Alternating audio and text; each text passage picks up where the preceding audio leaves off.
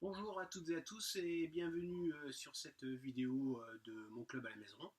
Aujourd'hui, nous allons apprendre à fabriquer une boxing ball.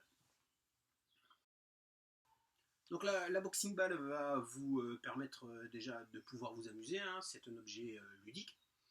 Et ensuite, ça va vous permettre de développer votre vitesse et votre précision de boxe. Donc il existe de nombreux modèles dans le commerce. Moi j'ai décidé de construire ma propre boxing ball parce qu'il y avait plein de choses qui ne me convenaient pas dans ce que je trouvais sur les différents sites internet. La boxing ball se décompose en trois parties: un bandeau, une casquette à mettre autour de la tête, un élastique qui va permettre le rebond et enfin une balle. Donc au niveau du bandeau, rien de particulier. L'essentiel c'est qu'il vous serre bien la tête. Une casquette fera totalement l'affaire.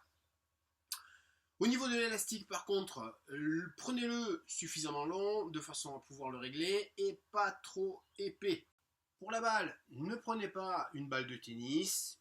Personnellement, j'ai acheté celle-ci chez Decathlon ou chez Go Sport, vous allez les retrouver. À peu près la largeur du poing et pas trop lourde. Donc dans un premier temps, le réglage. Eh bien, tout simplement, si vous avez un bandeau, ce qui est intéressant, c'est que en roulant et en déroulant l'élastique, on va pouvoir trouver la bonne longueur.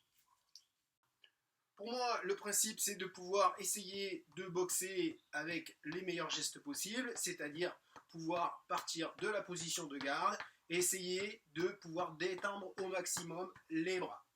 Ensuite, bien entendu, on essaiera de raccourcir l'élastique, notamment parce que celle-ci va finir par s'allonger avec l'usure. Et enfin, ici, on pourra travailler un petit peu plus les crochets en corps à corps, voire les uppercuts en tournant le poing. Donc le premier exercice sera d'enchaîner des bras avant, bras arrière. Peut-être qu'au départ, vous pourrez partir vers le bas et puis essayer de remonter la balle à l'horizontale.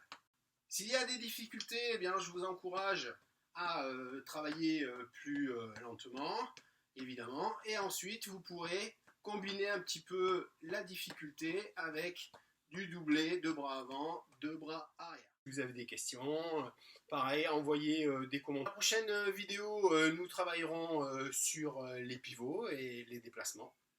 Portez-vous bien et n'oubliez pas, là où on apprend le mieux, c'est quand on s'amuse. À bientôt.